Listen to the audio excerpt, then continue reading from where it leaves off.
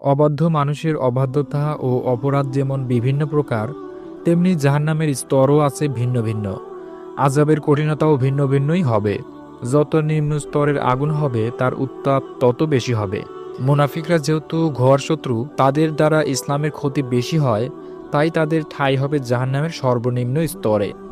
আল্লাহ তাআলা বলেন, মুনাফিক ব্যক্তিরা অবশ্যই দুজকের সর্বনিম্ন স্তরে থাকবে এবং তাদের জন্য তুমি কখনো কোনো সাহায্যকারী পাবে না। সূরা নিসা আয়াত ১৪৫। জান্নাতের স্তরসমূহের মধ্যে সর্বোচ্চই হলো সর্বশ্রেষ্ঠ, আর জাহান্নামের স্তরসমূহের মধ্যে সর্বনিম্নই হলো সর্বনিকৃষ্ট। আল্লাহ তাআলা পবিত্র কুরআনে ইরশাদ করেছেন, জাহান্নামের ৭টি স্তর রয়েছে। প্রত্যেকটি স্তরের জন্য ভিন্ন ভিন্ন দল নির্ধারিত। সবাইকে এক স্তরে রেখে একই পরিমাণের শাস্তি দেওয়া হবে না। অপরাধীর অপরাধ অনুপাতে আল্লাহ তাআলা আলাদা আলাদা স্তরে আলাদা আলাদা শাস্তির ব্যবস্থাপনা সম্পন্ন যে ঘর সৃষ্টি করেছেন, অর্থাৎ যে শাস্তি ঘর সৃষ্টি করেছেন, তার নামই হলো জাহান্নাম। জাহান্নামের ৭টি স্তর কি কি, আসুন আমরা এখন জেনে নেই। ১. জাহান্নাম। জাহান্নামের প্রথম স্তরের নাম হলো জাহান্নাম। অনেকে একে নারও বলে থাকে। জাহান্নামের এই স্তরে গুনাহগার মুনাফিকদের ডাকা হবে। আল্লাহ তাআলা পবিত্র কুরআনে ইরশাদ করেছেন, নিশ্চয়ই জাহান্নাম গোপন ফাঁদ। সূরা নাবা আয়াত ২১-২২।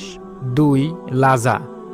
জাহান্নামের দ্বিতীয় স্তরের নাম লাজা, অর্থাৎ লেলিহান আগুন। জাহান্নামের এই স্তরে ইহুদিদের রাখা হবে।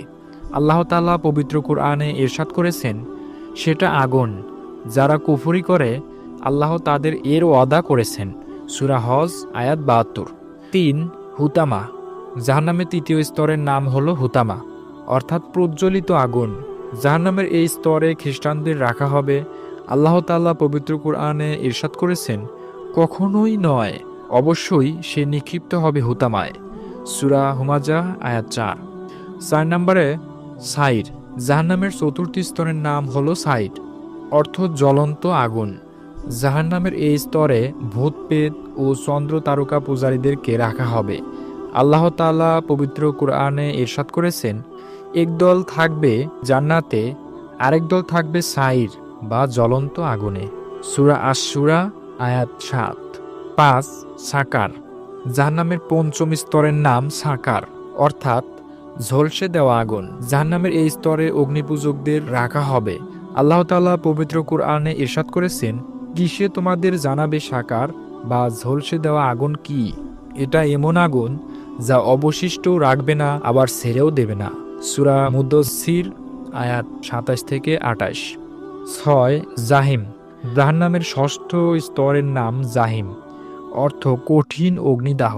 জাহান্নামের এই স্তরে মুশরিকদের রাখা হবে।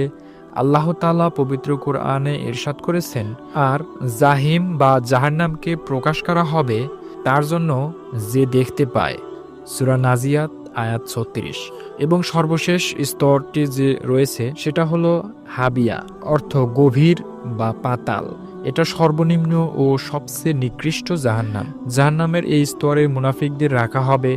আল্লাহ তাআলা পবিত্র কোরআনে উল্লেখ করেছেন, আর যার পাল্লা হালকা হবে তার আবাস হবে হাবিয়া। আর তোমাকে কিসে জানাবে হাবিয়া কি? তা প্রজ্বলিত অগ্নি। সূরা কারিয়া আয়াত ৮-১১। আল্লাহ তাআলা আমাদের প্রত্যেককেই জাহান্নামের আগুন থেকে হেফাজত করুন এবং সবাইকে জান্নাতের নসিব করুন। আমিন।